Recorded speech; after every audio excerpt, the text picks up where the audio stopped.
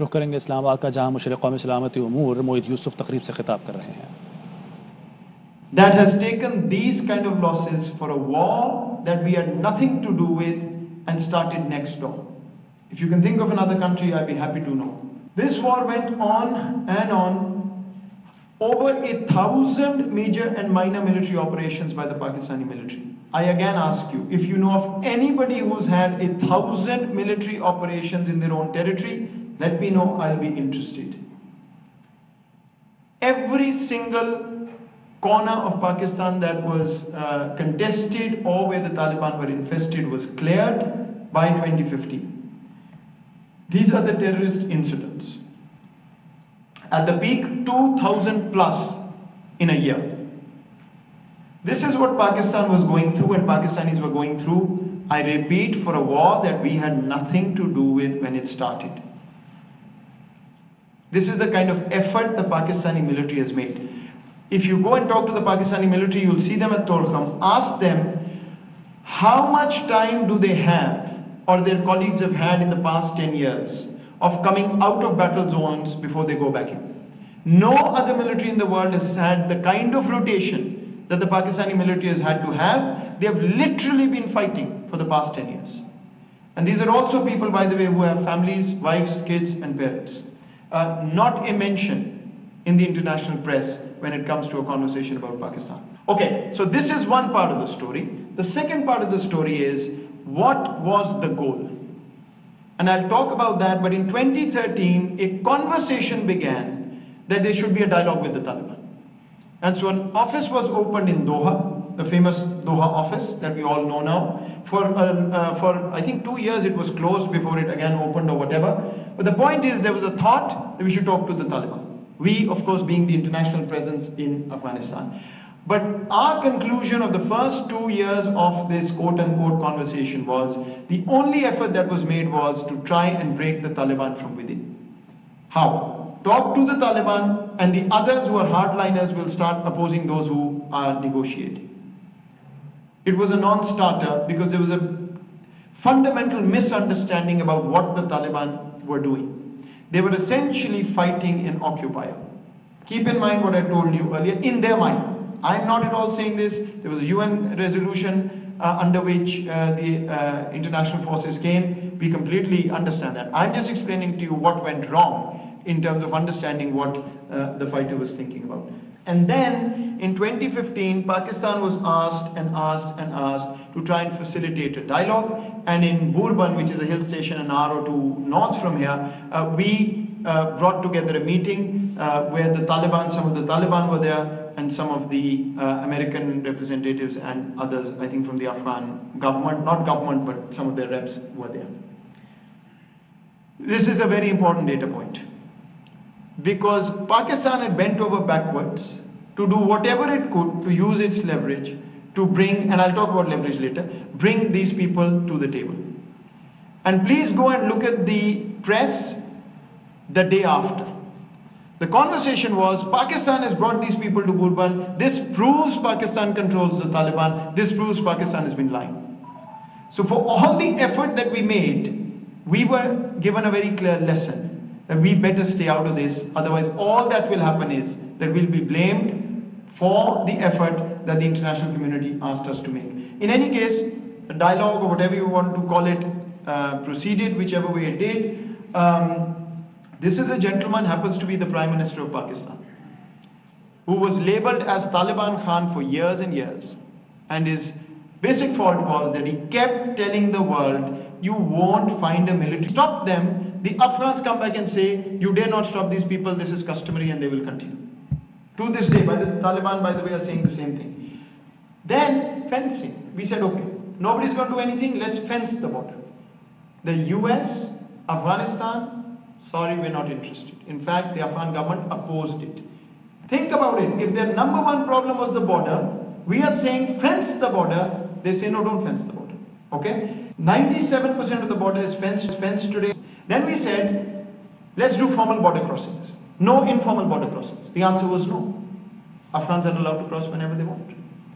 And last, we have now in the last 2 years said, formal visa regime. And there's been resistance on that from the Afghan side. So if I am guilty, would I be bending over backwards to say, let's block this so that the problem goes, let's have visibility so that the problem goes? The answer is no. We don't want to do this. Why have we done this? Because, ladies and gentlemen, Pakistan's problem is that for 20 years there's been terrorism flowing from the other side. You don't want to believe me? Don't believe me? Read our dossier, please. India has been perpetrating terrorism. The Baloch militant organizations are active there. The Americans have told the world that they've killed X number of TTP, Pakistani Taliban, in Afghanistan. That's why we are manning this. But if it was the problem of Afghanistan, they should have been more eager than us. It was the polar opposite. So think about whose sincerity you want to question. So when we are now being told take more refugees, please think about how we will know whether it's ISIS coming, TTP coming, or a real refugee coming. Osama bin Laden, absolutely an intelligence failure. There's no question about it. Not only by Pakistan, by the entire world. Clearly, the entire world's intelligence was in this region, in Afghanistan, etc. How he ran away from Afghanistan, somebody should answer. I don't know. Here is the only thing I'll put to you. Anytime there is something that happens in Pakistan, our intention is questioned. Double game, you must be doing this. Anytime it happens anywhere else, it's capacity. When we kept saying for years, we are fighting the Pakistani Taliban, India is on our head all the time. We cannot tackle all the problems everywhere ourselves. So let's take the refugees back, let's do the fencing. The answer was no.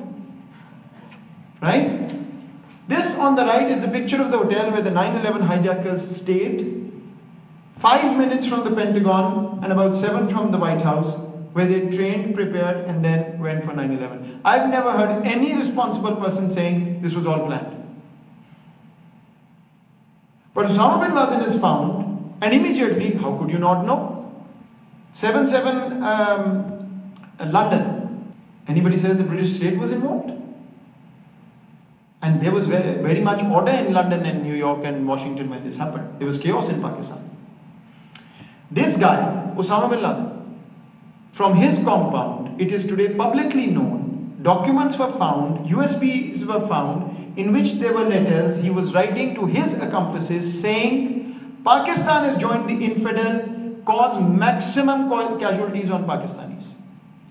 I want to ask you, we have to be mad as a nation if this guy who was ordering his people to kill my family would be harbored by me. I mean, we really have to be mad. So this insults Pakistani minds when this happens. This is just now a book has come out by Peter Bergen, the famous guy who interviewed Osama bin Laden, I think whenever, 2001 or I'm not sure whenever, who's done a lot of work on Al-Qaeda. I'll let you read it. After all these years, every official there was involved says Pakistan did not know. But this conversation keeps coming back again and again. And finally on the celebrations. Yes, there were celebrations. We saw pictures as well. We investigated. In Afghan refugee camps. They have support.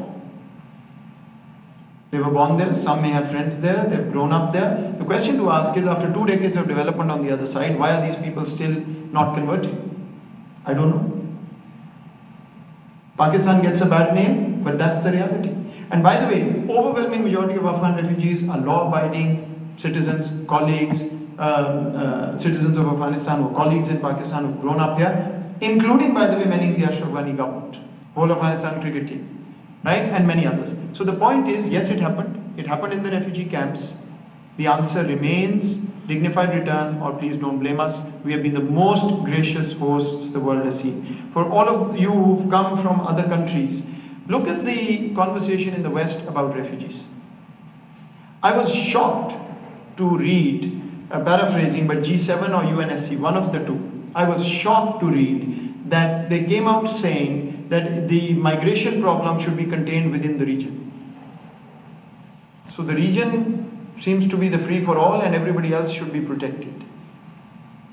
That's how gracious we've been. Finally, where are we today? I've taken you through a lot of history for a reason. You can ask me questions about the present. But from Pakistan's perspective, the world has a simple choice.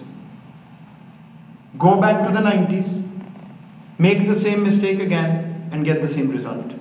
Don't expect a different result from the same policy. Or let's learn from our collective mistakes and go for a better future. If you were to learn from past mistakes, this is a very interesting, I almost feel sorry, but this is Senator Joe Biden in 2002 saying, letting Afghanistan degenerate into a state of lawlessness that made way with the Taliban. After the Soviet withdrawal, America turned its back as the country disintegrated. And Secretary Clinton, we will not abandon you, we will stand with you always. Is the world going to do it or not? Because the average Afghan is asking a very simple question.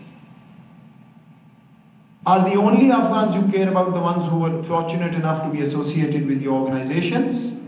Or do you care about the 35-40 million who are going to be left behind with nothing else in their power? So, to bring it all together, what are we saying to the world? We are saying to the world, engage with Afghanistan for the sake of the average Afghan in your selfish national interest. Not as a favor to Afghanistan, not as a favor to anybody, but in your selfish national interest. Why? And what are we hoping for? Number one, inclusive government. Number two, respect for human rights, keeping in mind the Afghanistan context, which is only realistic. Third, an economic and governance support to avoid a collapse. So there should be some international economic plan at some point.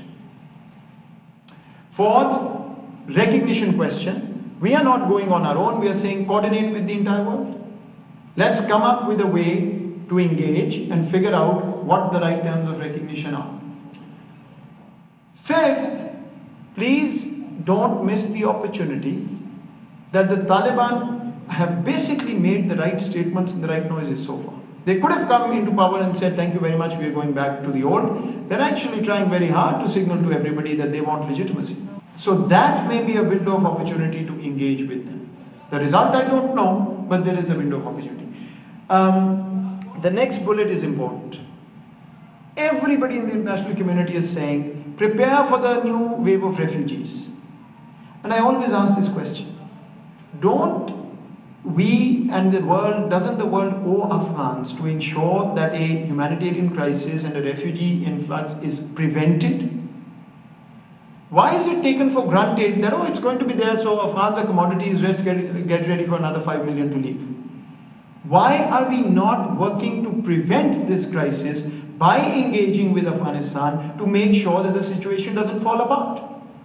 I've been getting very excited phone calls from friends in the journalism community asking me, so how many people have come over? How many are coming? We hear there's a lot of pressure. There is no pressure, thankfully, because bloodshed was averted. There wasn't a protracted conflict. There isn't that pressure. Let's ensure that pressure doesn't come. Rather than being excited about how many have shown up and how many more will come. These are human beings who don't want to be displaced. Afghanistan is one of the most self-respecting, brave nation in the world. They don't want to leave their country. Let's make sure that it doesn't come to that. And finally, our evacuation effort, I think the entire world now has recognized, perhaps not as much, but should. And here is the outcome.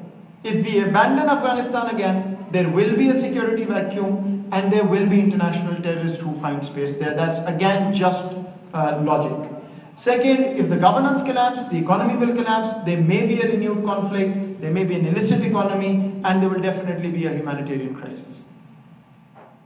On the other side, if we engage, what is the benefit we can get? We can influence an inclusive government. We can ensure that the governance is moderate and there is respect for the rights that the world has been talking about. We avoid a humanitarian crisis.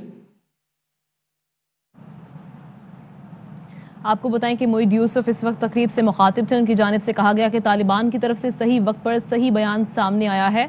आलमी बरादरी में हर एक कह रहा है कि पनाह गजीनों की मदद के लिए तैयार रहना चाहिए। सेनेटर जो बाइडन ने कहा था कि सोवियत यूनियन ने अपने इनखला के बाद अफगानिस्तान को तबाही के गड़े में जाने दिया।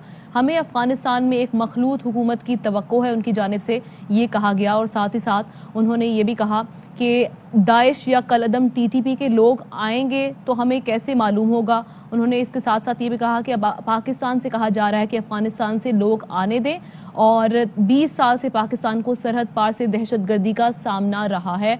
और साथ ही साथ मोईद यूसुफ ने कहा कि मुज़ाकरात से मुतालिक जो किरदार हम अदा कर सकते थे वो अदा किया। आज अफगानिस्तान की सरहद पर बाड़ लगाने का काम 97% मुकम्मल हो चुका है।